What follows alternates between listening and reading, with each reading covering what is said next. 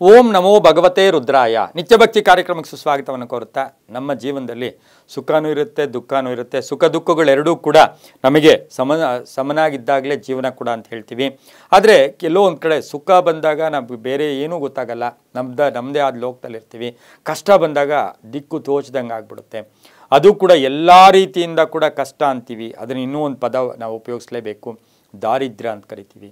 ಕಷ್ಟ ಇರ್ಬೋದು, ಎಲ್ಲ ವಿಷಯದಲ್ಲೂ ಕೂಡ ಇನ್ನೇನು ದಿಕ್ಕು ತೋಚೋದಿಲ್ಲ, ನಮಗೇನು ದಾರಿ ಕಾಣ್ತಾ ಇಲ್ಲ ಅಂಥ ಸಂದರ್ಭದಲ್ಲಿ ನಾವು ಏನು ಮಾಡ್ಕೋಬೇಕಾಗಿರುತ್ತೆ, ಯಾವ ಒಂದು ಪರಿಹಾರ ಮಾಡ್ಕೋಬೇಕು, ಯಾವ ರೀತಿಯಾಗಿ ನಾವು ನಡ್ಕೋಬೇಕು, ಅದರಿಂದ ನಮಗೆ ಶುಭ ಆಗೋದಕ್ಕೆ ಏನೊಂದನ್ನು ನಾವು ಎಲ್ಲೋ ಒಂದು ಕಡೆ ಅನುಸರಿಸಬೇಕು ಅಂತಕ್ಕಂಥದ್ದನ್ನು ನಮ್ಮ ಹಿರಿಯರಿರ್ಬೋದು, ಪೂರ್ವಿಕರಿರ್ಬೋದು, ಋಷಿಮುನಿಗಳಿರ್ಬೋದು, ಗ್ರಂಥಗಳಲ್ಲಿರ್ಬೋದು ಎಲ್ಲವನ್ನ ಗಮನಿಸಿ ನೋಡೋಕ್ಕೆ ಹೋದಾಗ ಒಂದು ಸೂಕ್ಷ್ಮವಾದ ಸಣ್ಣ ತಂತ್ರ ಇದೆ. ಆ ತಂತ್ರವನ್ನು ಉಪಯೋಗಿಸ್ಕೊಂಡ್ಬಿಟ್ರೆ ನಾವು ಎಂತಹ ಕಠಿಣ ದಾರಿದ್ರ್ಯ, ಎಂತಹ ತೀವ್ರ ದಾರಿದ್ರ್ಯ, ಎಂಥ ಕಠೋರ ದಾರಿದ್ರ್ಯ ಇದ್ದರೂ ಕೂಡ ಸ್ವಲ್ಪ ಅದನ್ನು ಎಲ್ಲೋ ಒಂದು ಕಡೆ ಬಿಡುಗಡೆ ಆಗೋದ್ರ ಜೊತೆಗೆ ಶುಭ ಕೂಡ ಆಗ್ತಕ್ಕಂಥ ಸಾಧ್ಯತೆ ಕೂಡ ಇರುತ್ತೆ. ಅದು ಯಾವ ರೀತಿ ಆಗುತ್ತೆ, ಸಕಲ ಕಷ್ಟಕರವಾದ ದಾರಿದ್ರ್ಯದಿಂದ ಆಚೆ ಬರೋಕ್ಕೆ ಬಹು ವಿಶೇಷವಾಗಿ ನಾವು ಪ್ರತಿನಿತ್ಯವೂ ಓಂ ಧೂಮ್ ಧೂಮ್, ಓಂ ಧೂಮ್ ಧೂಮ್ ಧೂಮಾವತಿಯೇ ಸ್ವಾಹ, ಓಂ ಧೂಮ್ ಧೂಮ್ ಧೂಮಾವತಿಯೇ ಸ್ವಾಹ ಅಂತಕ್ಕಂಥ ಮಂತ್ರವನ್ನು ಪ್ರಥಮವಾಗಿ ನಾವು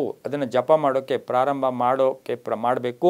ಅದರ ಜೊತೆಗೆ ಒಂದು ವಿಧಾನ ಇದೆ. ಆ ವಿಧಾನ ಏನು ಅಂದರೆ, ಮನೆಯಲ್ಲಿ ಸ್ವಲ್ಪ ಅನ್ನ ಮಾಡಬೇಕು. ಅಂದರೆ ನಾವು ಊಟ ಮಾಡ್ತಕ್ಕಂಥ ಅನ್ನ ಅಲ್ಲ, ಅದನ್ನು ವಿಶೇಷವಾಗಿ ಅದನ್ನೇ ಒಂಚೂರು ಅನ್ನ ಮಾಡಿ ಆ ಅನ್ನವನ್ನು ತಗೊಂಡು ಅದಕ್ಕೆ ಆ ಅನ್ನಕ್ಕೆ ಸ್ವಲ್ಪ ಕುಂಕುಮ ಮತ್ತು ತುಪ್ಪವನ್ನು ಹಾಕಬೇಕು. ಒಂದು ಇಡೀ ಅನ್ನ ತಗೋಬೇಕು, ಆ ಇಡೀ ಅನ್ನಕ್ಕೆ ಒಂಚೂರು ಕುಂಕುಮ ಹಾಕಬೇಕು, ಹಾಗೆ ಒಂದು ಸ್ವಲ್ಪ ತುಪ್ಪ ಹಾಕಬೇಕು.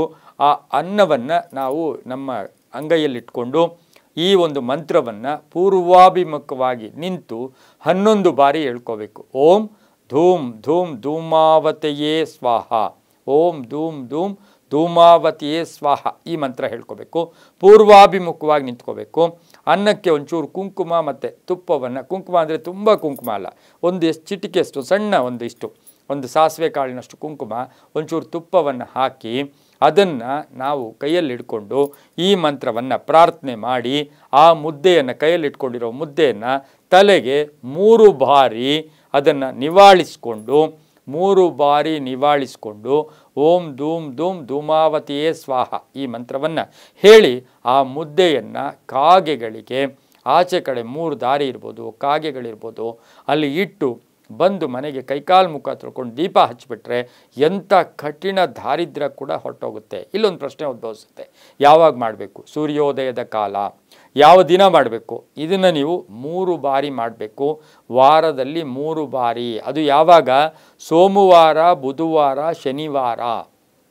ಸೋಮವಾರ, ಬುಧವಾರ, ಶನಿವಾರ ನಾವು ಇದನ್ನು ಮಾಡ್ಕೊಂಬಿಟ್ರೆ, ವಾರಕ್ಕೆ 1 ಸಾರಿ ಮಾಡಿಕೊಂಡ್ರೆ ನಿಮಗೆ ಅದರ ಫಲ ತಕ್ಷಣ ಗೊತ್ತಾಗುತ್ತೆ, ತುಂಬಾ ಒಳ್ಳೆಯದಾಗುತ್ತೆ. ಈ ಮಂತ್ರ ಪ್ರತಿನಿತ್ಯವೂ ಜಪ ಮಾಡ್ಕೋಬೋದು. ಎಲ್ಲವೂ ಕೂಡ ನಂಬಿಕೆಯ ಆಧಾರ. ಅದರ ಜೊತೆಗೆ ಭಗವಂತನಿಗೆ ಅರ್ಪಣೆ ಮಾಡಿಕೊಳ್ಳೋದ್ರಿಂದ ಸಾಕಷ್ಟು ಶುಭ ಆಗುತ್ತೆ. ಸರ್ವೇ ಜನ ಸುಖಿನೋ ಭವಂತು, ಸಮಸ್ತ ಸನ್ಮಂಗಳಾನಿ ಭವಂತು.